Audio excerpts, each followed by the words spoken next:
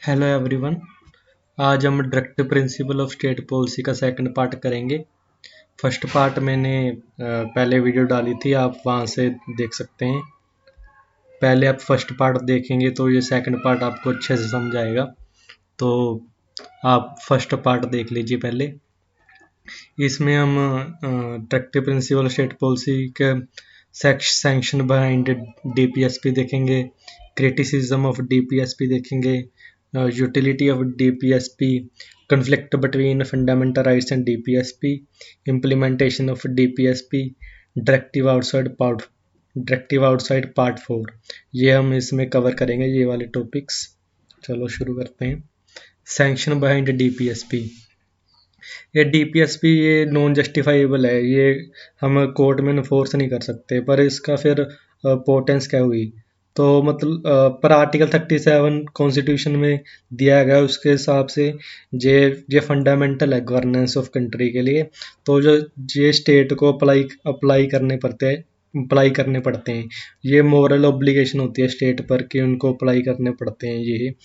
पर इसकी real force क्या है? मोरली भी ज़्यादा नहीं कह सकते कि मोरली ग्राउंड पर स्टेट अप्लाई करेगी।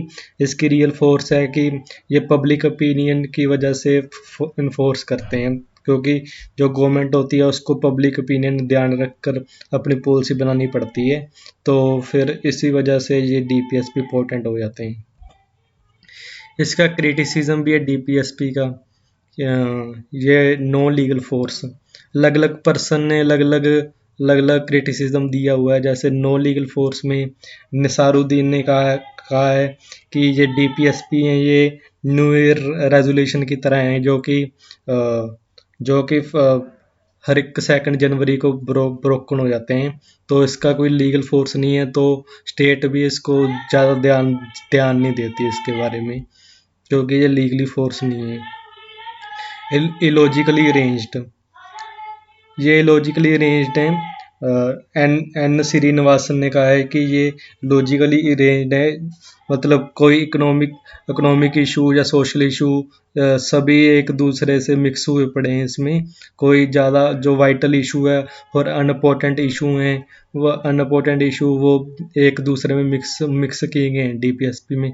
कुछ इम्पोर्टेंट इशूज डाले गए हैं, कुछ अनइम्पोर्टेंट है। मतलब कोई इकोनॉमिक इशू है, जो सोशल इशू है वो इम्पोर्टेंट है। मतलब बीच में कुछ ऐसे भी हैं जो अनइम्पोर्टेंट है, जो डीपीएसपी में ज़रूरत नहीं थी डालने की। थर्ड पॉइंट है कंजर्वेटिव। सर आइवर जेनिंग है जो पर्सन, उन्होंने कहा है जो डायरेक्टिव प्रिंसिपल है वो 19th सेंचुरी इंग्लैंड से इंस्पायर होकर लिए गए हैं। पर आज की डेट में 21st सेंचुरी में इसका कोई ज़्यादा फायदा नहीं है। तो इसके हिसाब से ये डीपीएसपी कंजर्वेटिव नेचर के हैं। कॉन्स्टिट्यूशनल कन्फ्लिक्ट के संथानम जो पर्सन है उनका ओपिनियन ये है कि इसकी वजह से कन्फ्लिक्ट पैदा होता है। जैसे सेंटर और स्टेट में, मतलब सेंटर स्टेट को बोलेगा कि आप ये डीपीएसपी इम्प्लीमेंट करो, अगर स्टेट नहीं करती तो फिर सेंटर उसकी स्टेट की गवर्नमेंट डिसमिस भी कर सकता है। इससे फिर कॉन्स्टिट्यूशनल कन्फ्लिक्ट बढ़ता है। और एग्जांपल प्राइम मिनिस्टर और प्रेसिडेंट में भी कन्फ्लिक्ट हो जाता है कि प्रेसिडेंट कोई लॉ पास नहीं करता कि इसमें ये डीपीएसपी कवर नहीं है, या इस डीपीएसपी का आपने अच्छे से इम्प्लीमेंट नहीं किया, तो वो लॉ पास नहीं करता। तो इससे प्राइम मिनिस्टर और प्रेसिडेंट में भी कन्फ्लिक्ट हो जाता है। इसी हिसाब से सेंटर स्टेट में चीफ मिनिस्टर और गवर्नर में भी कन्फ्लिक्ट हो जाता है। ये इसके क्रिटिसिज्म है। ये मेंस के क्वेश्चन में लिखने के लिए अच्छा है, अगर मेंस में क्वेश्चन आए। प्रीलिम्स में ये ज़्यादा इंपॉर्टेंट नहीं है। यूटिलिटी ऑफ डीपीएसपी, इसकी इंपॉर्टेंस क्या है डीपीएसपी की? ये हेल्प करते हैं कोर्ट को judicial review, exercising judicial review. अगर मतलब कोई लॉ वगैरह देखना हो कि ये सही है या गलत, तो जो जुडिशरी डीपीएसपी की हेल्प लेती है। तो ये हेल्प जुडिशल रिव्यू में हेल्प करते हैं DPSP. DPSP legislative and executive and administrative actions को डीपीएसपी बैकग्राउंड बनकर उनको अच्छे से इम्प्लीमेंट करने का हेल्प करते हैं। ये प्रेम्बल को भी एम्पलीफाई करता है, क्योंकि प्रेम्बल का मोटिव भी सिटीजन को justice, liberty, equality and fraternity देने, और डीपीएसपी में भी ये प्रोविजंस डाली गई हैं कि ये प्रेम्बल की तरह, प्रेम्बल को एक तरह से एडवांटेज देता है DPSP. Other roles played by DPSP, ये कुछ और रोल्स हैं जो डीपीएसपी प्ले करता है, जैसे stability in implementing domestic and foreign policy, provide social and economic rights, ये सोशल एंड इकोनॉमिक राइट्स देता है पीपल्स को। ऑपोजिशन का भी कंट्रोल रहता है गवर्नमेंट पर, अगर वो मतलब गवर्नमेंट कोई पॉलिसी बना रही है जो डीपीएसपी के विरुद्ध है तो वो ऑपोजिशन आवाज उठा सकता है।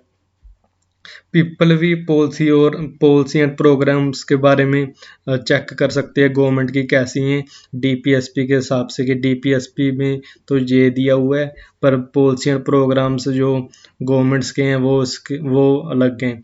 तो फिर पीपल एग्जामिन कर सकते हैं गवर्नमेंट कैसे कैसे काम कर रही है। ये conflict between fundamental rights and DPSP, ये कुछ केस हैं और पार्लियामेंट के रिएक्शंस हैं कि फंडामेंटल राइट्स इंपॉर्टेंट है या डीपीएसपी इंपॉर्टेंट है, कौन किसके सबॉर्डिनेट है। तो इसमें पहला चंपक दोराय रंजन केस है। ये सुप्रीम कोर्ट ने इसमें कहा था कि जो फंडामेंटल राइट्स एंड डीपीएसपी हैं उसमें से फंडामेंटल राइट प्रवेल करेंगी जो मतलब सुपीरियर हैं, पर जो डीपीएसपी जो सब्सिडरी हैं फंडामेंटल राइट्स से। इसमें सुप्रीम कोर्ट ने यह भी कहा था कि पार्लियामेंट फंडामेंटल राइट्स को अमेंड कर सकती है। तो पार्लियामेंट ने काफ़ी अमेंडमेंट्स की फंडामेंटल राइट्स को अमेंड करने के लिए, डीपीएसपी इम्प्लीमेंट करने के लिए। First amendment 1951, fourth amendment 1955, 17th amendment 1964, ये काफ़ी अमेंडमेंट्स की फिर पार्लियामेंट ने फंडामेंटल राइट्स को अमेंड करने के लिए और डीपीएसपी इम्प्लीमेंट करने के लिए। पर बाद में एक गोलकनाथ केस आया 1967 में, तो कोर्ट ने अपना जो पहले जजमेंट था वो उसको ओवररूल कर दिया।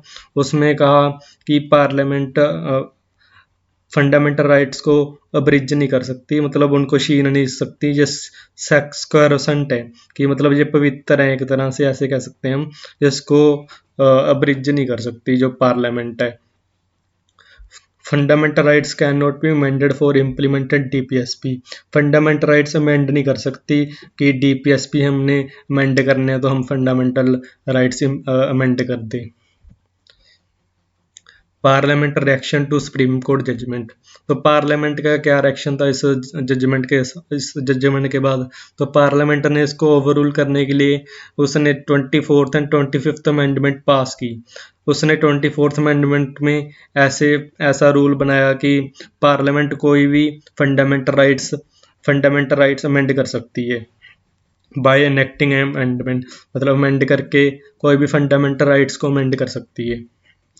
25th अमेंडमेंट में क्या था, 25th अमेंडमेंट में उन्होंने अपना न्यू आर्टिकल 31C का मतलब अमेंड करके उन्होंने अमेंड करके डाला है आर्टिकल। इसमें दो प्रोविजन थी ये आर्टिकल 31C में। आर्टिकल 31C के फर्स्ट प्रोविजन ये था कि जो मतलब डीपीएसपी में दो आर्टिकल दिए हैं 39B एंड 39C, इसको फंडामेंटल राइट्स चैलेंज नहीं कर सकती कि आर्टिकल 14, 19 एंड आर्टिकल 31 के तहत, कि अगर मतलब ये जो डीपीएसपी है under article 39B and 31C, अगर ये इम्प्लीमेंट करने के लिए ये फंडामेंटल राइट्स अनफ्रिंज भी हो रही हैं आर्टिकल 14, 19, 31, तो इसको चैलेंज नहीं कर सकता कोई कि जो फंडामेंटल राइट्स अनफ्रिंज हो रही हैं तो ये डीपीएसपी इम्प्लीमेंट नहीं कर सकता। ये इसमें आर्टिकल 39B एंड 39C में लैंड रिफॉर्म्स के रिलेटेड कुछ लॉज थे, तो उसी की वजह से पार्लियामेंट ने ये अमेंडमेंट पास की थी और इसमें ये आर्टिकल 31C इंसर्ट किया था। आर्टिकल 31C में सेकंड प्रोविज़न ये था कि जो लॉ बनाएंगे हम, वो क्वेश्चन नहीं होंगे कोर्ट में, कोर्ट क्वेश्चन नहीं कर सकता है इनके बारे में कि जो तुम्हारे लॉ हैं वो आर्टिकल 14, 19 और 31 को अनफ्रिंज कर रहे हैं। मतलब कोर्ट का कोई उसका रोल नहीं रह जाएगा इस आर्टिकल 31C के प्रोविज़न के हिसाब से। पर जो कोर्ट है उसने फिर केशवानंद भारती केस में अपना जजमेंट दिया 1973 में। ये बहुत इंपॉर्टेंट जजमेंट है।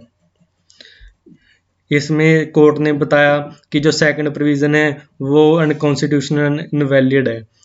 जैसे ये वाली provision, no law shall be question in the court that it infringe fundamental rights. Court ने बताया कि जो जुडिशल रिव्यू है वो बेसिक स्ट्रक्चर है कॉन्स्टिट्यूशन का, इसको अमेंड नहीं कर सकते। इसको ऐसे ऐसे नहीं कह सकते कि जुडिशल रिव्यू नहीं कर सकता या कोर्ट ने क्वेश्चन नहीं कर सकता कोई भी लॉ का।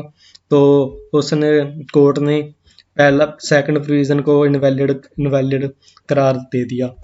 जो फर्स्ट प्रोविज़न थी आर्टिकल 31C की, ये वाली, no law which seek to implement DPSP under Article 39B and 39C can be challenged on contravention of fundamental rights।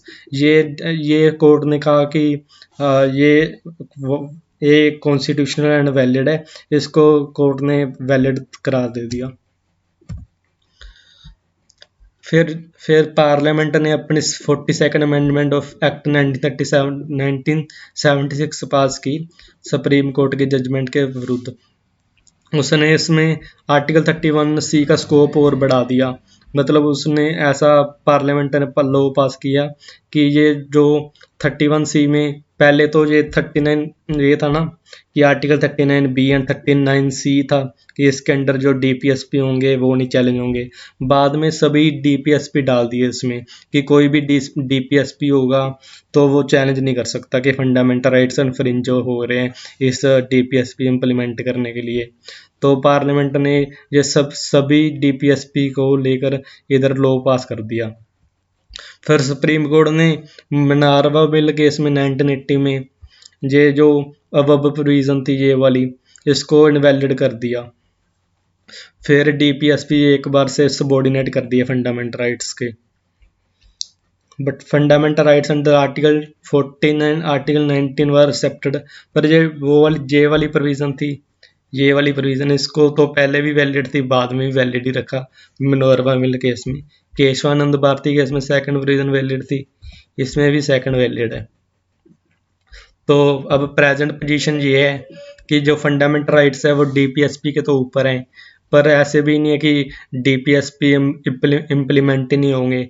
तो पार्लियामेंट DPSP इम्प्लीमेंट करने के लिए फंडामेंटल राइट्स को अमेंड कर सकता है, पर उससे जो अमेंडमेंट से डिस्ट्रॉय नहीं होना चाहिए बेसिक स्ट्रक्चर ऑफ कॉन्स्टिट्यूशन। जब बेसिक स्ट्रक्चर ऑफ कॉन्स्टिट्यूशन ये डिफाइन नहीं किया हुआ कॉन्स्टिट्यूशन में, ये सुप्रीम कोर्ट ने अपना कंसेप्ट दिया हुआ है। ये इसके बारे में क्वेश्चन भी आया था, आर्टिकल 2020 में आया था ये इसके बारे में क्वेश्चन, और कि basic structure is defined in constitution, तो वो स्टेटमेंट गलत हो जाएगा। इम्प्लीमेंटेशन ऑफ DPSP, ये पास्ट में कुछ स्टेप्स उठाए थे गवर्नमेंट ने ये DPSP को इम्प्लीमेंट करने के लिए। प्रीलिम्स के पर्सपेक्टिव में इतना इंपॉर्टेंट नहीं है, मेंस के लिए हम यूज़ कर सकते हैं इसको। कि पहले प्लानिंग कमीशन इस्टेब्लिश किया 1950 में, लैंड फ्रॉम लॉज लाए, मिनिमम वेज एक्ट 1948 में आया, पेमेंट ऑफ वेज एक्ट आया 1936 में, मैटरनिटी बेनिफिट एक्ट आया 1961 में, इक्वल रेम्युनरेशन एक्ट आया 1976 में, लीगल सर्विस अथॉरिटी एक्ट आया 1987 में, वाइल्ड लाइफ प्रोटेक्शन एक्ट आया 1972 में, फॉरेस्ट कंजर्वेशन एक्ट आया 1982 में, 3 टायर पंचायत राज सिस्टम आया, क्रिमिनल प्रोसीजर कोड आया 1973 में। ये इसको हम मेंस के क्वेश्चन में, मेंस के आंसर में डाल सकते हैं, ये थोड़ी सी एग्जांपल्स। कुछ डायरेक्टिव हैं जो पार्ट 4 में मेंशन नहीं है और अदर पार्ट्स में मेंशन है कॉन्स्टिट्यूशन में, जैसे claim of supreme court claim of schedule caste and schedule tribe to services. ये मतलब इनका क्लेम है कि ये अपॉइंटमेंट ले सकते हैं पब्लिक जॉब्स में इनके, क्योंकि ये वीकर सेक्शन है, तो स्टेट एंड सेंटर को इनके लिए प्रोविजंस बनाने चाहिए जो जो इम्प्लीमेंट कर सकें और इनको अच्छा स्टेटस दिला सकें इस सोसाइटी में। इंस्ट्रक्शन इन मदर टंग का इंस्ट्रक्शन देना कि मतलब जो प्राइमरी टीचिंग होगी वो मदर टंग में होगी। ये सेंटर एंड स्टेट की रिस्पॉन्सिबिलिटी है कि जो मदर टंग में इंस्ट्रक्शन देने हैं उसको प्रमोट करना। डेवलपमेंट ऑफ हिंदी लैंग्वेज, ये सेंटर को प्रमोट करनी है, हिंदी लैंग्वेज स्प्रेड करनी है ताकि कल्चर बनना चाहिए। ये डायरेक्टिव आउटसाइड पार्ट 4 है, ये डीपीएसपी में नहीं दिए गए पर ये अलग अलग पार्ट में दिए हुए हैं कॉन्स्टिट्यूशन के। Thank you. Like share subscribe कर दीजिए अगर आपको अच्छा लगे। अगर अगर नहीं लगा तो डिसलाइक कर देना और रीज़न ज़रूर बताना कि क्यों डिसलाइक किया है। Thank you.